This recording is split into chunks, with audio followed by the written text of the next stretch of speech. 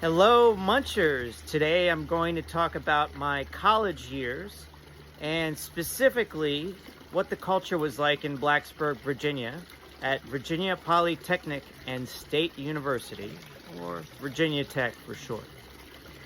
My first 2 years in college was not about an educational degree. It was about majoring in Party Central 101. Do you remember that Eddie Murphy song he recorded with Rick James at the height of his popularity in the late 1980s? Party All the Time?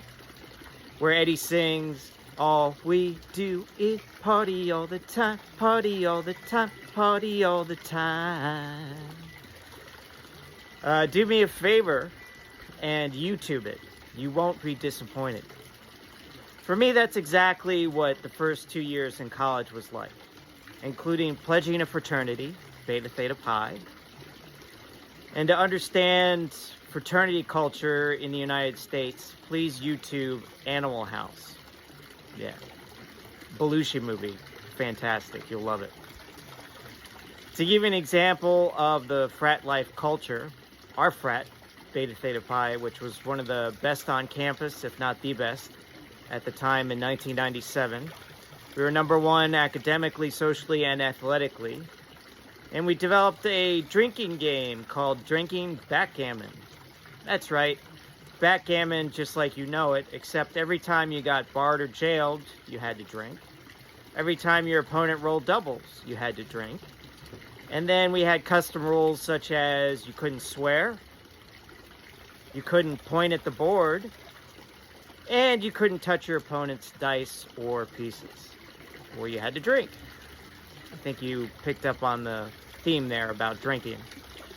Pledging Beta was a trip as well. I got dubbed Wormser, the nickname from Revenge of the Nerds, for that lovable character who was the little computer geek.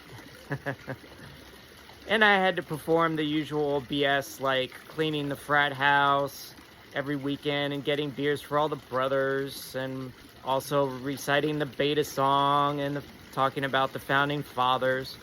My pledge brothers were pretty cool guys, and in all, we had a great time. Not only were the frat parties, there were also parties at sororities, at the dorms, and parties off campus housing as well. Needless to say, my grades and GPA suffered, and I was a C student my first 2 years in college. You might have guessed that what I was doing, partying all the time, wasn't very productive or healthy for my mind and body. At the time, I was also applying to be a resident advisor, and I got accepted as a sophomore, which was great. I used this new position of power and responsibility to recruit new members into my frat, Beta Theta Pi. Thank goodness I got a wake-up call as I was transitioning to be a junior in college. I didn't make good enough grades at the end of my sophomore year to stay on as a resident advisor. You had to maintain a certain GPA, 2.5, so a little bit, like a C plus basically, in order to stay as a resident advisor, which I love doing, by the way. And so I got knocked down a peg or two. In my next video, I will discuss how I handled this adversity and use it to motivate me to reinvent myself while in college. That's it for now. Thanks for listening, and thanks for being a friend.